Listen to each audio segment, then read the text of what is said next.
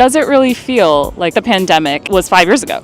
No. Honestly, no. I don't think it seems like it's been 5 years. I'm surprised you even said that. It feels like it was yesterday. No. No, really? Feels like 10. Does it really feel like the passage of time has kind of changed since the pandemic? Yes! My life 1 month before the pandemic feels like it was like 6 months ago, but also a lifetime ago. I remember still being in middle school when the pandemic happened, and now I'm in college. It's just really weird every time I think about it. It feels like there's a gap between the world before and after the pandemic. I feel like everyone's attention spans have gotten really messed up. The way we spend our time is completely different. It's combined work and our general life. You just got a different sense of just what life is and what to hold precious. Well, feel like the days are flying by. Turns out some days, including today, actually aren't a full 24 hours. So they are flying by, Yes. I guess. Scientists say the Earth is spinning faster this summer, making some days shorter. Earth is whipping around quicker than it has in a half century. And yes, the Earth really is spinning on its axis faster than it ever has since we started using an atomic clock to time it back in the 60s. But who wants to lose time, right? Maybe in 2020 we did. Maybe we were okay with that. Yeah. But typically we want to slow time down. We need a little bit more time, I think, sometimes, right? Okay, so up until 2020, the Earth's rotation had actually been slowing. And there were 27 times since 1972 where there were leap seconds added to the atomic clock to account for the Earth's slowing rotation. But others see it as a history that was fulfilled by the ancient Romans, the Roman emperors, and the Roman persecutions and the church. Basically, they said it was a coded message to the church about what was going on under the Roman persecution and hardship, which was hard. They say basically it symbolically speaks to the church's struggle in the world up until the time of the end. And then there are those who see it as being literal and future and unprecedented, events that are yet to come. I happen to be in that category if you're unsure. You see, that seems to me to be the reasonable and the biblically sound approach, because when Jesus spoke to the 12 shortly before his arrest, he described what the future was going to look like. And he described what Revelation tells us about, a future that was in the future and that would be covered with a series of unprecedented events.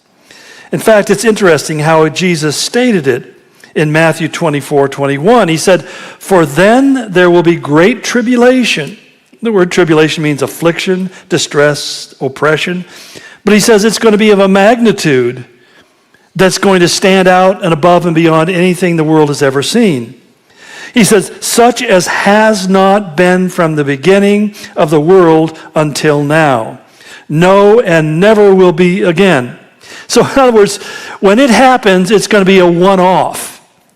You know, in fact, when God destroyed the earth with a flood, he said, I will never destroy the world with a flood again. Now, he didn't promise that he would never destroy the world. He had something in store. He used the water, now he's going to use fire in the end. But the whole point is, we've never seen anything like the flood again, except on small regional levels. And that's the whole point. He said that when this event takes place, it's going to be so pronounced and so obvious, and it will be unprecedented. Nobody will be able to say, you know, that reminds me of what happened back in 49. No, people are going to be facing a world that's going through such cataclysmic changes when we're talking about billions of people dying upon the planet. But now, scientists say that the Earth's spin is speeding up. Until 2020, the shortest length of a day ever recorded was by 1.05 milliseconds. But since then, Earth has managed to shatter this record every year by almost half a millisecond. Last year, July 5th was the shortest day of all time. It was shorter by 1.66 milliseconds. And now, this year the summer months are witnessing multiple short days. In this episode, we uncover a shocking event that suggests Earth's third shortest day in a month could be a sign of an unfolding catastrophe. Earthlings has witnessed one of the shortest days, yet again, on August 5th. This is because the planet is rotating faster than ever. We have already witnessed 2 such days in the recent past, on July 9th and July 22nd. According to the International Earth Rotation and Reference System Service, the Moon will be at its furthest from the equator. Its gravitational pull is causing Earth to speed up at its poles, reducing 1.25 milliseconds from 24 hours.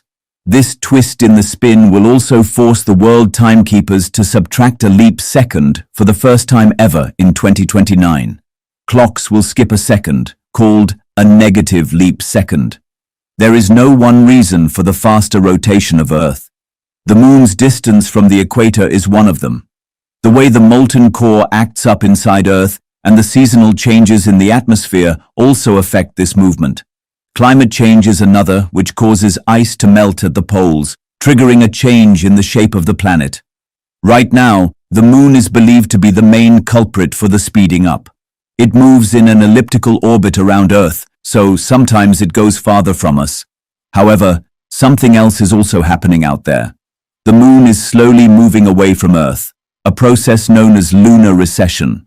Gradually, it is receding at a rate of about 1.5 inches per year.